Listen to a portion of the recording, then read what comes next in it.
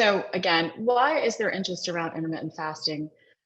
And I think, people are, you know, unless you're living in a sort of a box, and underground in your mom's basement, which if you are, I'm there for you. Let's get you help. Just kidding.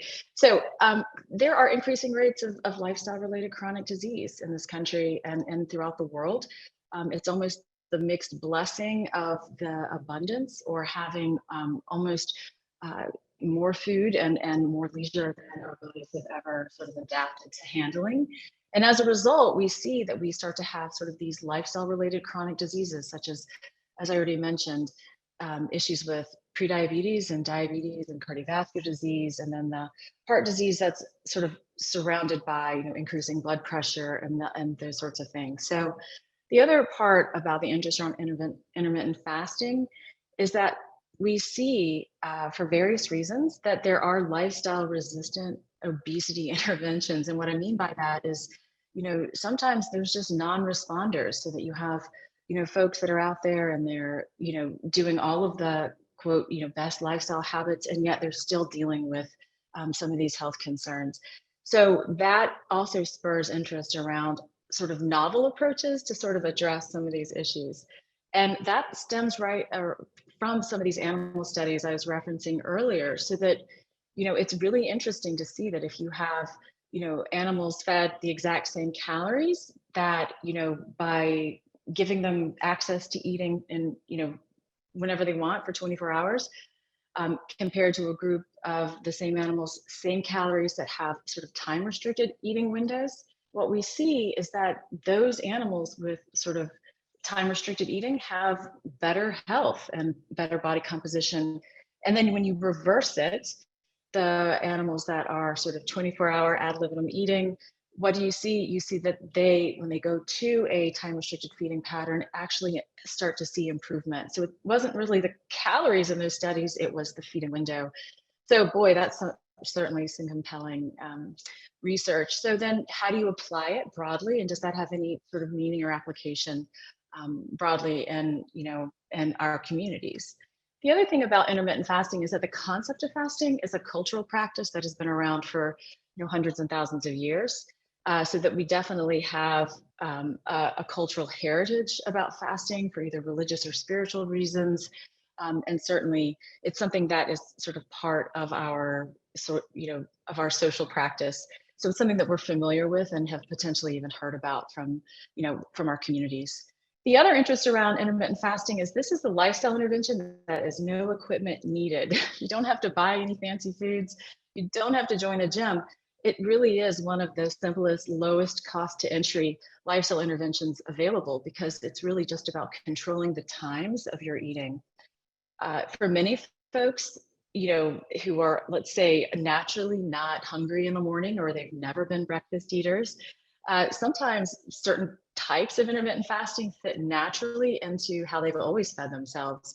And then finally, I think that there is, as I said at the beginning, this interest in, okay, I'm mastering the basics, let's say I'm, hitting all my nutrition targets and I'm getting lots of sleep and I'm practicing stress management, but I want to see if I can level up. Is there anything else I can do to sort of, add life to my years? And so that interest around health optimization is also driving the research of the interest in intermittent fasting.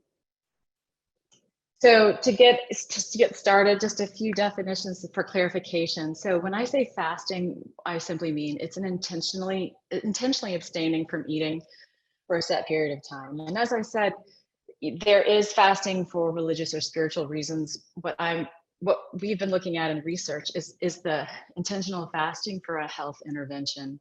Intermittent fasting really means fasting for something longer than what would be considered a sleep window or a typical overnight. So you're looking at an intervention where you are abstaining from eating for a period of time longer than 8 to 10 hours. When you look at the research, intermittent fasting comprises a lot of different variations of really three main categories of fasting. So first, there is a concept of what's called alternate day fasting. So alternate day fasting means that you, for a certain period of time, 24 to say 36 or 40 hours, you abstain from eating, and then the next 24 to 36, 40 hours you eat. And you're not eating a specific diet, you're eating what you want. In the research, that's sort of ad libitum diet or eating. So that's the alternate day. And then you have a 1 to 2 day per week fast, which sometimes you see as like a 5 and 2 fasting approach, in which you are normally, eating normally 5 days out of the week, and then 2 days non-sequentially, you are fasting. And again, that can be, from say dinner time all the way around the clock back to the dinner time the next day would be the period of time of your fast. And then time restricted eating is basically saying that you maintain the same, you eat every single day, but you reduce or compress, or you reduce your window of eating to a narrower window, which means, sort of conversely, that you've extended the time of not eating. So time restricted fasting would essentially look something like, let's say you wake up in the morning at 7 and you really don't eat your next meal until around noon. And then you eat from noon until say 6 to 8 p.m. And then again, you go into a fast until the next day at lunchtime. So I will say, within these categories, there are variants in terms of, are you in a total fast or something called a modified fast? So a total fast means that you are only taking in fluids and non-caloric beverages. A total fast is different than a modified fasting protocol. So you'll see research on modified alternate day fasting, or a 5-2 modified fast. That means on the 2 days when you're fasting, you're actually ingesting a small number of calories. So something like 25% is what I've seen typically of what your daily caloric requirements are. So modified fasting means that you are not totally abstaining from food, you're taking in a very small meal so that you're breaking up the period of time where you are without food. So this is just sort of a quick graph to show you what I mean when I'm talking about alternate or intermittent fasting. Again, 5-2 is really sort of just shorthand for that, 1 to 2 day per week fasting diet. The AM PM, that is a shorthand way of thinking about time restricted eating windows. So this is also often seen research around what is called circadian, or your circadian rhythm eating style, so that you're really ingesting calories when you would be awake, so during daylight hours, and you are restricting eating when the sun goes down. And there's some interesting research around the fact that our bodies, because of these cellular circadian clocks, actually metabolize calories better or in a different way when we are ingesting them in accordance with this sort of daylight, nighttime circadian pattern. And then you have that on and off alternate day fasting, which means that the length of the fast is longer. So anywhere from 24, 36, and I've even seen in literature a 40-hour fast.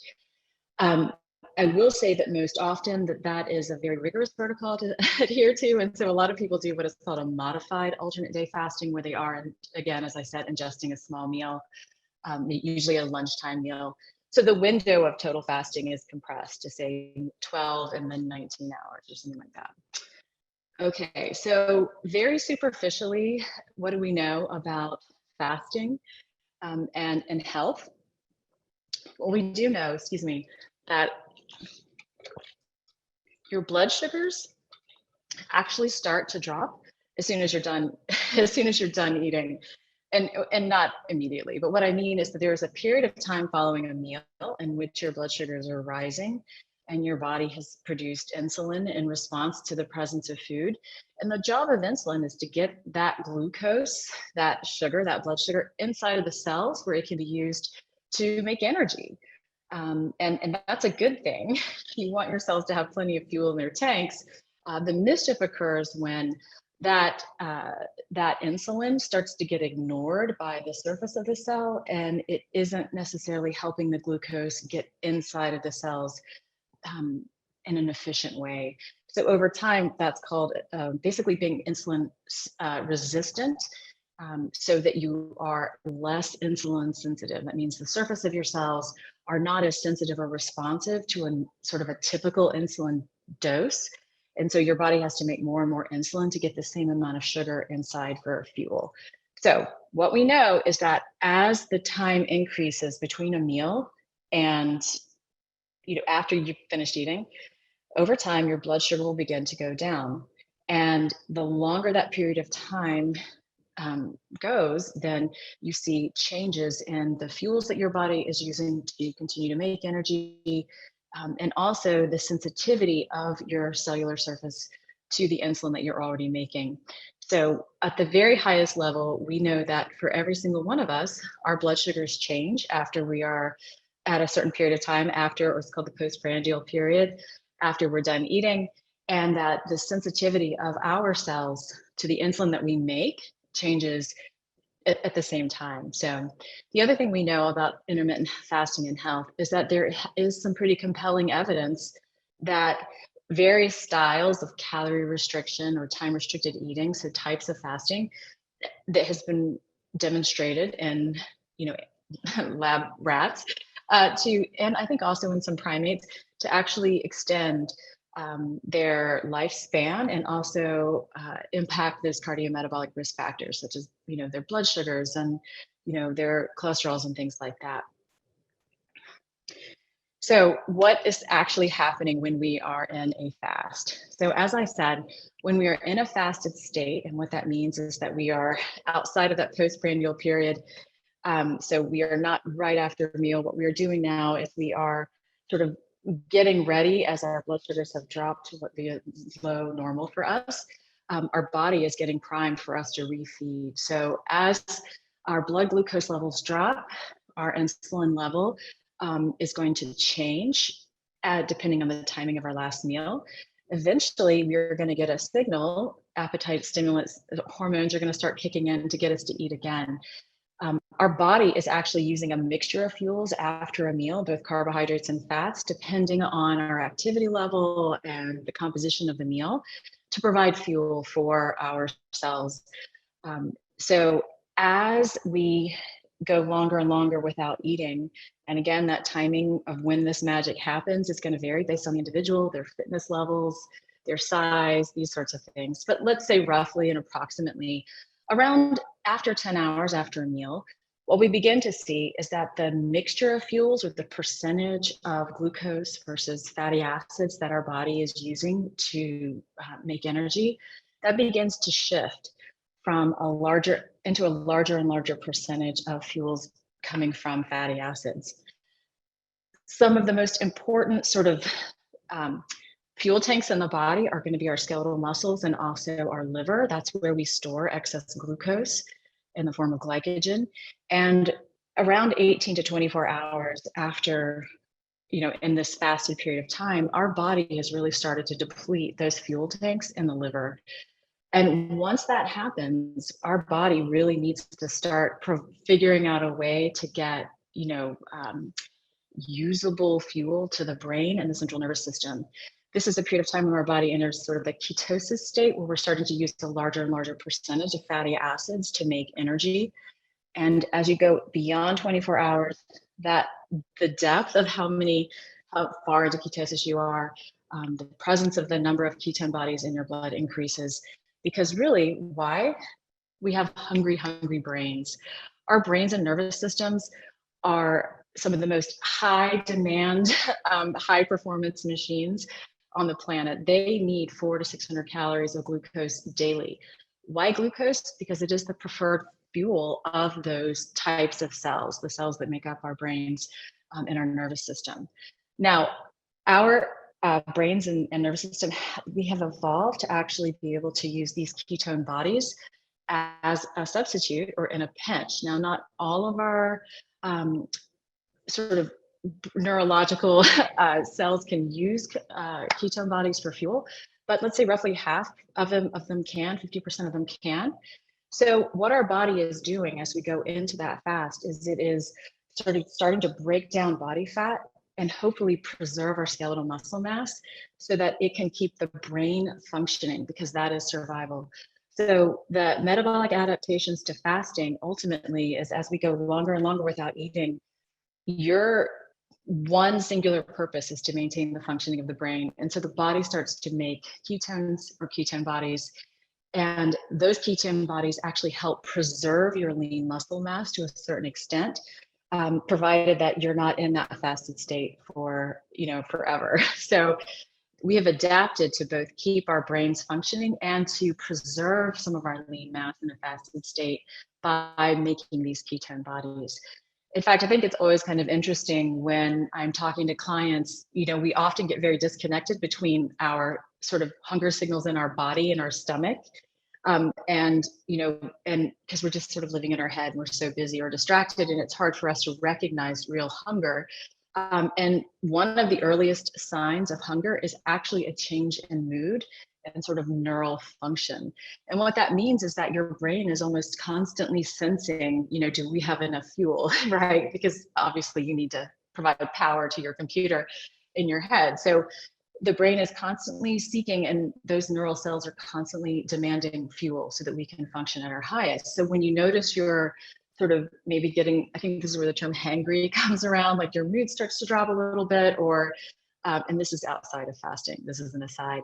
But basically, our brains are very, very sensitively tuned in to changing levels of glucose and availability of fuels. So with all of that said, what are some of the health claims that sort of break through the headlines, and we see, really very compelling, statements about the benefits of intermittent fasting? So some of those, as I've said, the cardiometabolic improvements are the ones that I first heard about.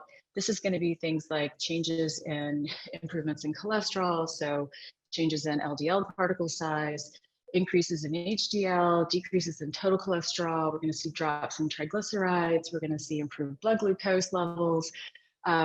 So decreases in waist circumference.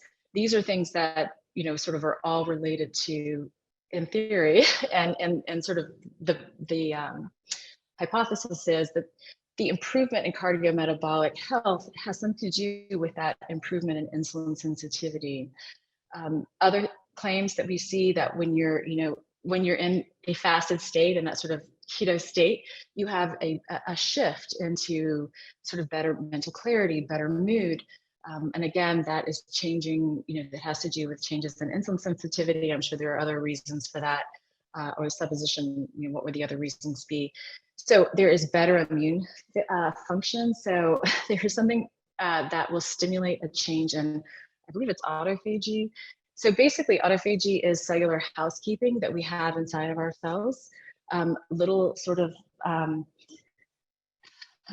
chemicals and enzymes that are designed to sort of clean out waste products and, get rid of broken bits. And so we see maybe an upregulation in those activities that also probably plays into the claims around mental clarity and mood and cognitive function. So that's another health claim. Certainly weight loss is one of the largest areas of research in terms of intermittent fasting, simply because if we are changing our time that we're eating or restricting eating for certain periods of time, then it seems that that could be helpful in creating a calorie deficit. From a just sort of a gastrointestinal functioning area, you have seen, I think even just this week, I saw a headline about intermittent fasting and the benefits for heartburn or GERD. And that has many causes, I'm sure, or is linked to some of these other insulin sensitivity. Maybe it's a change in the gut microbiome. And again, so always some compelling interest around the slowing the rate of cellular aging. Again, there's a metabolic adaptation that when you're fasting for a long enough period of time, your metabolic rate will downregulate. That means that you are not, you're not necessarily, you're kind of sitting into a lower energy state, like a rest period, so that you're not constantly, ramped up at a high metabolic level. I think it also has to do something was connected to that upregulation in the cellular housekeeping. But again, these are some of the claims, and this is just sort of my, hypothesis about what could be driving some of those claims. So with those big claims, I think it really helps to sort of go and look at, okay, well, what is the science and what is the research out there to sort of support these claims? And one of the things that I really try to work with my clients on is the fact that in this day and time, and with our amazing access to the internet, you could pretty much find a research study to support just about any health claim that you would like to make. And so I always work particularly when I hear a compelling headline, to try and go to the research behind the headline and get a sense of, okay, well, what kind of research was this? And again, there are sort of changing levels where as the sample size increases, as the study design, is sort of really, tightened up and very clearly outlined, as we start to amass, more and more studies that support an initial finding, we begin to build a level of confidence around the finding itself. So what that means is that one raindrop does not make a monsoon.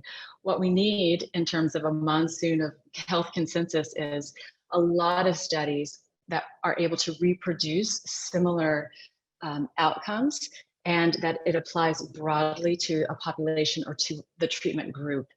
So I always try to think about the size of the study, the design of the study. And when I was doing my sort of preparation for this webinar today, I wanted to look at some of these sort of higher on the pyramid, larger reviews of the data, because a lot of the science around intermittent fasting it's a short duration, it's very small study population sizes, so it's hard to extrapolate from 50 individuals how it applies to a larger population. So when you start to look at like a randomized controlled trial or a systematic review, what you're trying to see is, okay, how can we amass more and more studies to actually bring strong or convincing evidence that the health claim or the finding is something that is well vetted and something that we can trust. So, as I said, I've sort of been interested in intermittent fasting for a while, and there's a really amazing sort of qualitative review or summary of intermittent fasting. It was in 2015. It is by Grant Tinsley, and it is really looking at, and the reason I like this review is that it was looking at not just body weight, but body composition. So really looking at the effects of intermittent fasting on body composition and also those cardiometabolic health markers in humans. So as I said, this was one of the earlier sort of larger reviews, and basically looking at studies from 1998 to 2013. One of the limitations, again, as I said, is that a lot of individual intermittent fasting studies have small numbers of subjects. So a review, again, we're able to sort of see if we can start making some, add all those study subjects together to see if we can make some larger conclusions. So in this review, we had study sizes from 15 to 107 subjects, and there were 15 separate studies in the review. And the results were compelling, and these studies, we found, yes, there was a decrease in body weight for individuals doing intermittent fasting. And again, intermittent fasting, looking at the 3 different types as well. So this wasn't a single protocol. They were looking at research around, time restricted eating, that sort of on and off pattern, and then the 5 and 2 pattern. So we saw decrease in body weight, a decrease in fat mass, and improvement in cardiometabolic risk factors. But one of the surprising, and maybe not so surprising, outcomes was that in many of those studies, we were also seeing, I say we, the researchers were finding a decrease in lean mass. So that is one of the earlier sort of reviews that I think helped a lot of people get curious about intermittent fasting. I'm not saying that was the particular one that did that, but it sort of set the, sort of early to mid 2000s, the buzz around intermittent fasting. And so what we have had since then is an opportunity for continued research and continued analysis. And so the next study is an intermittent fasting meta-analysis. It comes from 2021. And this one, again, is sort of, when we look at that sort of increasing confidence in the findings. This is one of the types of studies that is closer to the top. So we have a meta-analysis looking at 130 randomized controlled trials of individuals that are being treated or that are undergoing a type of either intermittent fasting, or they are placed into a control group, meaning that they are the ones that they are comparing the intermittent fasting group to. So these meta-analyses, what we found again is that body mass index, body weight, fat mass, and those cardiometabolic markers such as cholesterols and triglycerides, they did improve in a way that was positively associated with fasting. Again, intermittent fasting as part of this meta-analysis was shown to be associated with reduced fat-free mass as well. That means fat-free mass, that is a decrease in lean muscle mass. In this meta-analysis, they were looking at a modified alternate day fast and then the 5 and 2 diet. And those are the only types of intermittent fasting which were associated with what is considered a statistically significant weight loss. So meaning that it gave enough weight loss to say that, yes, that the treatment was, we can be confident that this fasting protocol would produce weight loss in adults. So what were some of the limitations of the research? So even in this meta-analysis, the study authors said that, in these individual separate studies, the adverse outcomes were not included. So, when they did this meta-analysis, they really were not able to make any sort of overwhelming or consensus statement on either the safety or the benefits of intermittent fasting. So what that means is that, even with this type of meta-analysis, because there was not a consistent methodology for reporting adverse outcomes, it's really hard to draw, again, conclusions that say, yes, this is both helpful and safe. So what does that mean? So the fallback in research is always more studies are needed. And then this is another large sort of cohort study came out in 2023. This is from the American Heart Association. What I liked about this study is it did have a larger sampling, or a study size, with 547 participants. The study was a 6-month period of time, but it was looking at health records and health markers from 6 to 10 years for the individuals in this particular study. And what they were trying to assess is, okay, what is the role of meal timing, meaning your eating window, or that time restricted eating, so when you eat and versus when you sleep, on your cardiometabolic comorbidities, right? So this would be weight, waist circumference, all of those sort of laboratory values. And the conclusion was that meal timing, or that, having a very set period of feeding versus fasting, was not a significant factor in long-term weight loss for the individuals in this prospective cohort study. What was a significant factor in body weight changes over time was the frequency of large meals. So how many large meals you ate during the day, that was associated with weight gain and or weight loss, depending on the number of those meals. So what is the takeaway? What are we supposed to do with this information? I would say, from both looking at the research, seeing that this is an area where there's a lot of potential, and also how I have seen various fasting protocols impact my clients, this is sort of my own personal takeaway on the practical applications. What may help folks who are trying to make a body composition change, what we need to have is a calorie deficit. And for some individuals, setting up some sort of parameter or a practice like an intermittent fasting practice, I think that time restricted eating one can be particularly helpful. Just enables folks to say, hey, look, you know what, I'm really not going to be eating after my 7 p.m. meal until I wake up the next day. So what you're saying is that I'm time restricted feeding during a period of time, from say breakfast to dinner, and I don't eat after that. So you give your body a 11, 12 hour opportunity to sort of process the food in your system and sort of do a little bit of that metabolic housekeeping. And I also think that the practical applications around insulin sensitivity are incredibly compelling. One of the things that I did see was that there is evidence with that circadian based eating, meaning consuming calories when we are most active and not eating sort of the daytime eating versus nighttime eating, that there is some really compelling evidence that our cells are better able to do that sort of insulin glucose balance when we stick more to that circadian pattern. So we're eating most of our calories earlier in the day, and we taper it off as we get within 3 to 4 hours of bedtime.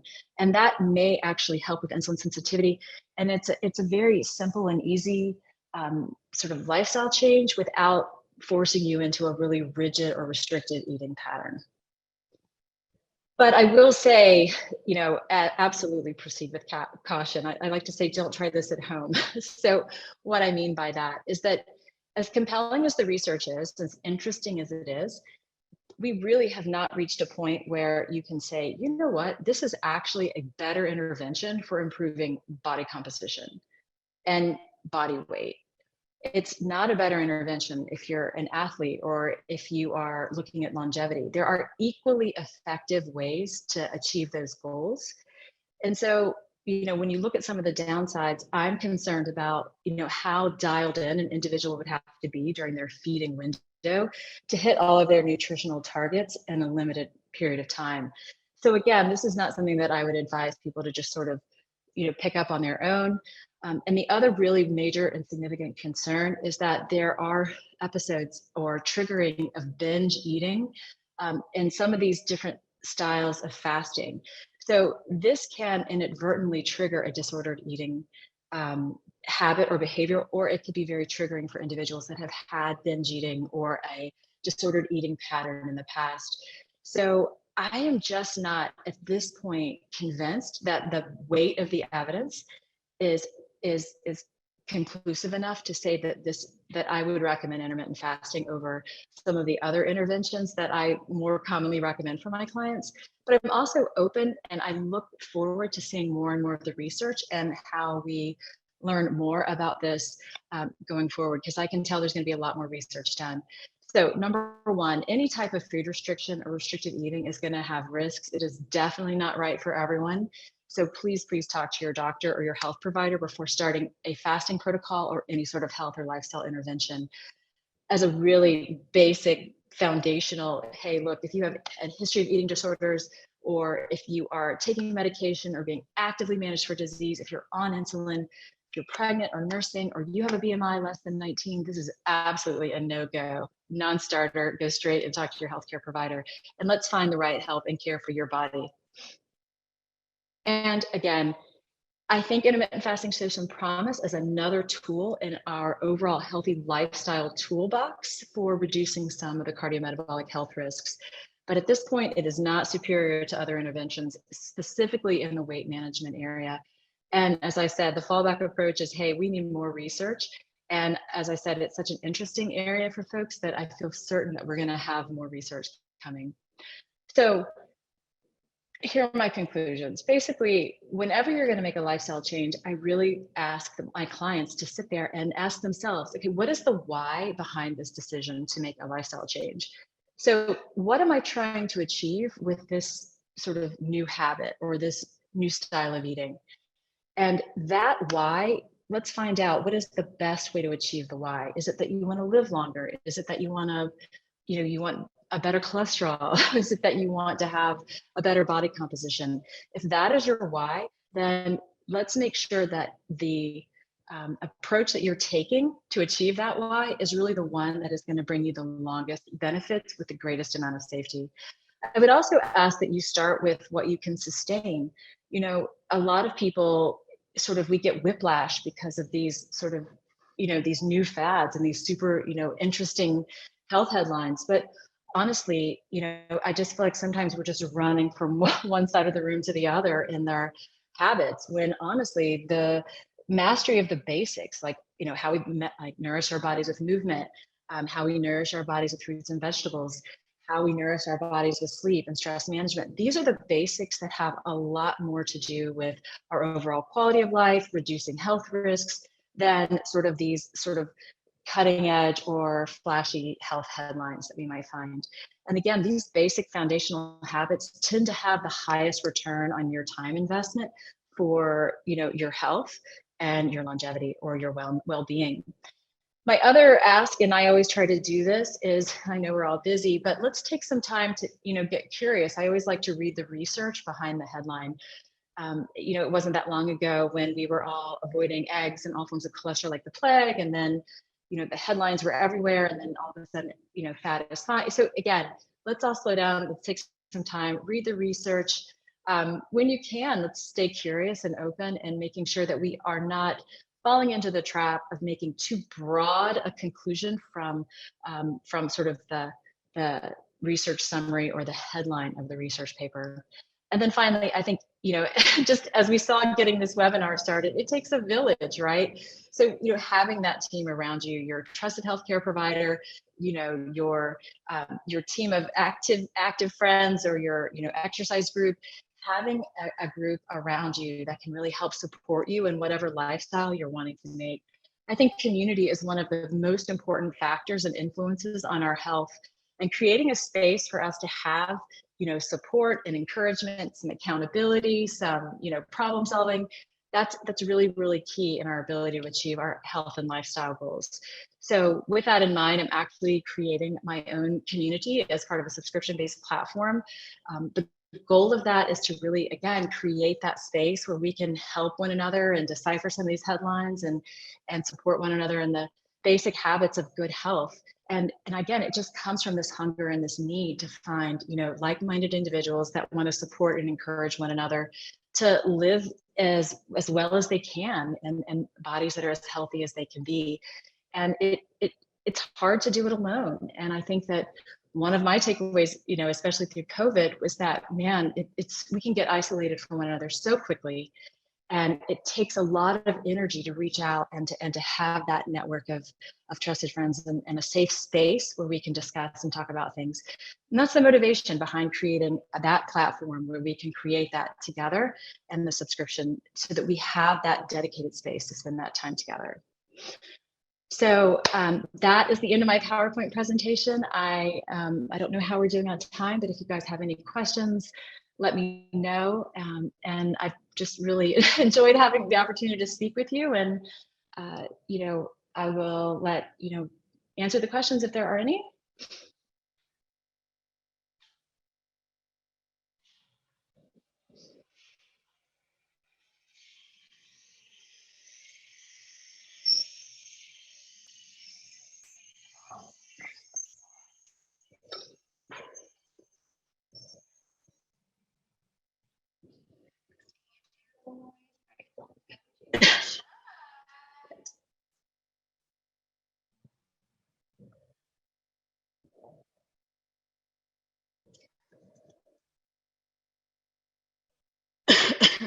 Can you all see the presentation?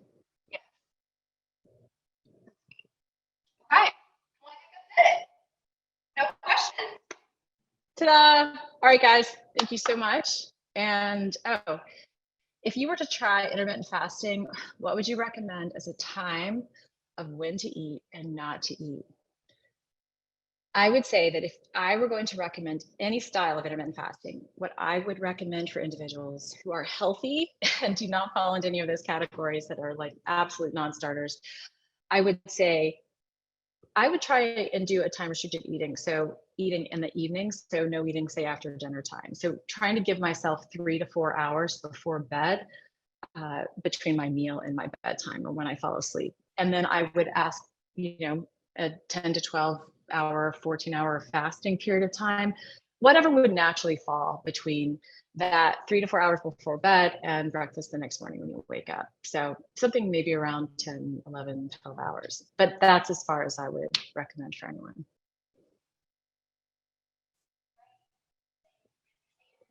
Bye, guys.